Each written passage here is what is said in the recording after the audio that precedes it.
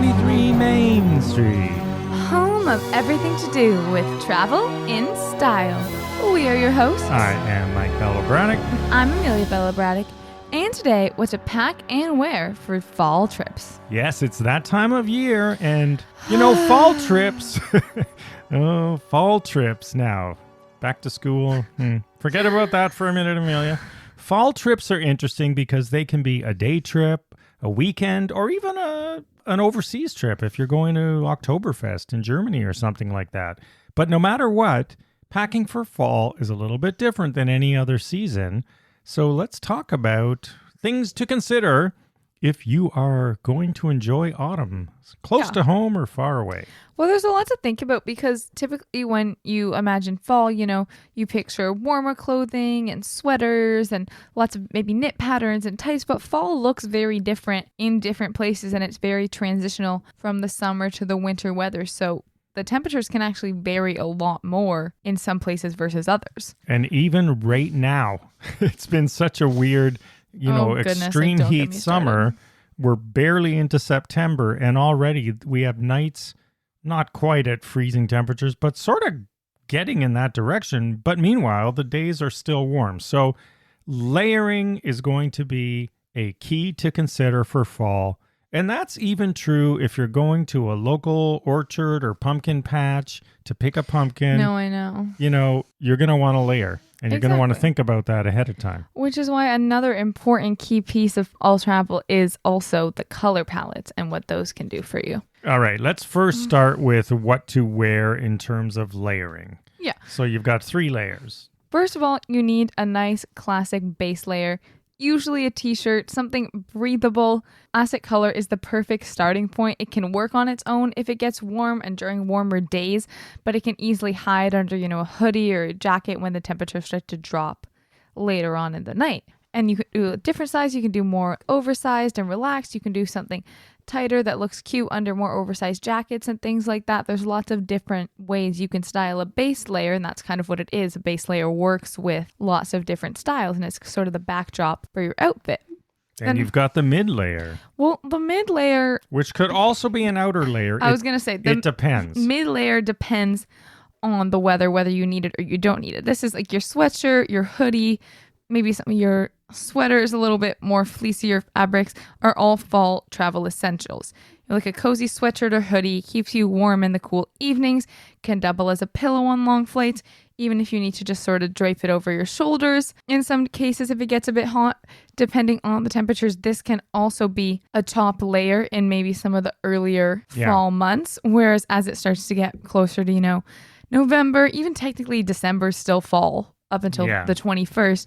This is when you're going to start to need maybe your jackets, your fleecy flannels, things like that, exactly, as yet another outer layer for extra warmth. Even if it's just a little lightweight jacket or a flannel shirt, if you're traveling somewhere where maybe the weather's a bit more unpredictable, you want to go for a packable, water-resistant, if you can manage it, jacket. Yeah, that can work over a hoodie too.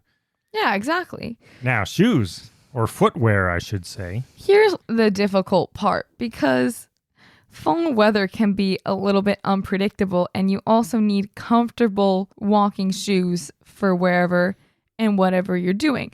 Because you want to consider in fall, that's when boots start to make their comeback. Like, no longer are we out here strolling around in sandals and strappy little heels for the most part. So now we want to think waterproof options, ideal if you're going to have, rain, especially in Europe in the fall. It will tend to rain, but also boots that work with your outfit and your color scheme. So personally, I like to go with more classic options. Boot-wise, browns, grays, blacks, things that blend with a lot of the different fall color palettes and are also not too high of a heel, but still have a little something to them. But that's just me. And you want to consider, of course, where you're going, even for a day trip. If you're just going to a local pumpkin patch and it's nice out, always consider that when you get there, it could be muddy-ish, right? Exactly. Or just muddy. Muddy, yeah. It depends. Even if it hasn't rained for a couple of days, with all the people, trudging through a corn maze or something like that, you might not want to wear your brand new white sneakers. Yeah, exactly. Speaking from personal experience, or light wash jeans. If you have the habit that I do of just gently adjusting the bottom of your jeans, I would definitely opt for a darker option with that, which is more in trend in fall anyway. And if it's just a city vacation like Oktoberfest, usually their beer tents is not on muddy fields. But be sure, consider where you're going if you need an extra pair of shoes or even sort of hiking boots, whatever you're going to wear.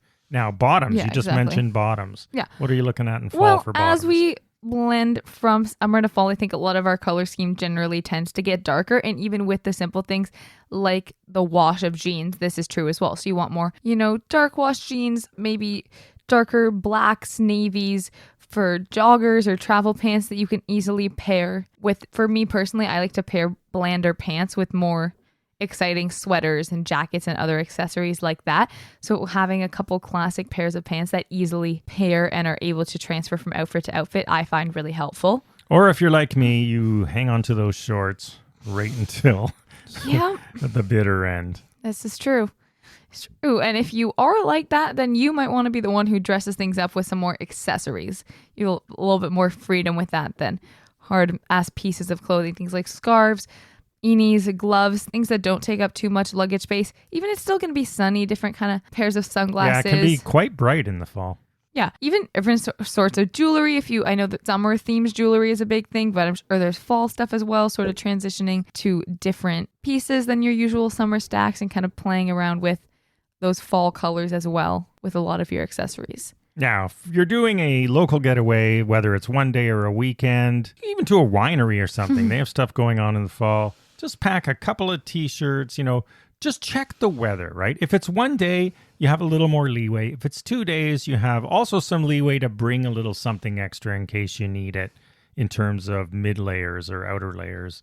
And then, everything Amelia just mentioned for pants and so on. And you may want to bring a little bag with you. No, I mean, really, no matter where you go. Probably. I don't carry bags. Yeah, I think you're speaking to Madeline's one. If you're a crossbody or backpack person. Like I can't leave the house without a little bag.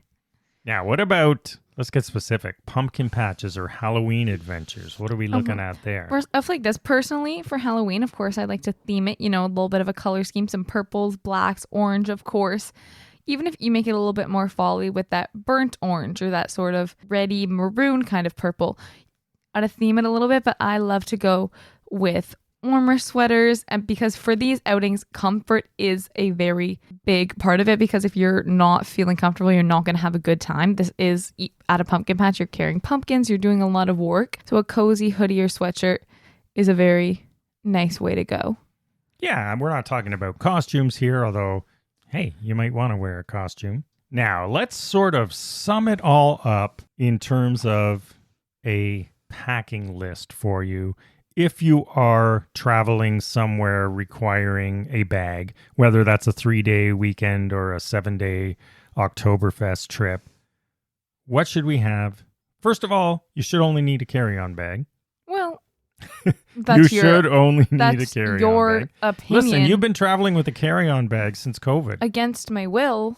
So you're definitely only going to need one in the fall. There's no winter stuff yet is really what I'm getting at. So you should be able to get away with a carry-on bag. Should being the optimal word. So how does it sound if we say 3 t-shirts, 1 sweatshirt, 1 hoodie, a flannel or light jacket or some coat over top like you were talking about, couple of pairs of pants, or maybe 1 pair of pants, 1 pair of sort of casual joggers or whatever you like, or leggings or whatever it is.